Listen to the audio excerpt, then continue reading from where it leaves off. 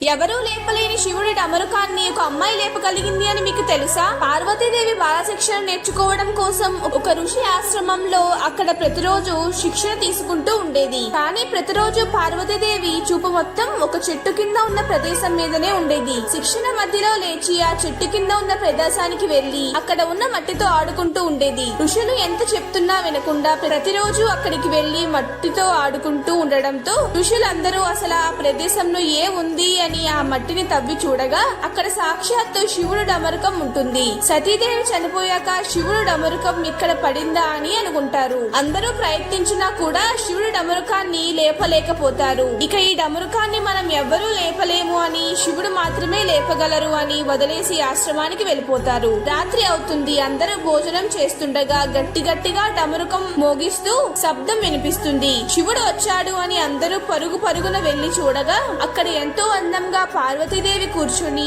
అద్భుతంగా డమరుకాన్ని వాగిస్తూ కనిపిస్తుంది. అలా తెలియకుండానే పార్వతీదేవి శివుడి అనుగ్రహం పొందుతుంది. మీకు శివుడు అంటే ఇష్టం ఉంటే ఓం నమః శివాయ అని కామెంట్ చేసి సబ్స్క్రైబ్ చేసుకోండి.